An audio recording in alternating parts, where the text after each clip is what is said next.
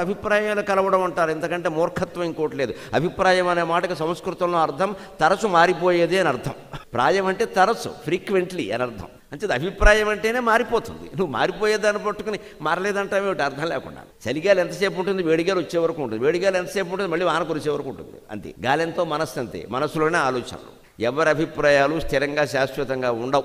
మా అభిప్రాయాలు కలిసాయి కాబట్టి చేసుకున్నాం అన్నంత అమాయకత్వం ఇంకోటి లేదు. మూర్ఖత్వం అనకూడదు కానీ అమాయకత్వం అది. ఖచ్చితంగా గోతులో పడతారు. అభిప్రాయాలు కలవాల్సిన పని లేదు. మనిషి మోసగాడు కాకుండా ఉంటే చాలు, ధర్మానికి కట్టుబడి ఉండేవాడైతే చాలు. ఆస్తులు, అంతస్తులు, ఉద్యోగాలు వీటి మీద ఆధారపడి ఇప్పుడు పెళ్లిళ్ళు చేసుకుంటున్నారు. ప్రేమ పెళ్లిళ్ళు కూడా అలాగే జరుగుతున్నాయి. అందుకే నిలబడ్డా లేదు. ఈ ప్యాకేజీ ఎంత, అందులో లీకేజీ ఎంత, ఇది కావాలి. ప్యాకేజీ ఉంటుందమ్మా, సంవత్సరం నెలకే 10 లక్షలు ఉంటుంది. చేసేసుకుంటావా? నెలకు 10 లక్షలు సంపాదించేవాడు నీతో ఎందుకు చేస్తాడు కాపురం? పని లేక వాడు చూసుకుంటాడు, వాడికి తగిన వాడని. అసలు అంత సొమ్ము మనకెందుకు? ఇది ఆలోచించేయాలి. వాళ్ళ ఆస్తులను చూసి అంతస్తులను చూసి ఇస్తున్నారు. అందుకే దెబ్బతింటున్నాయి.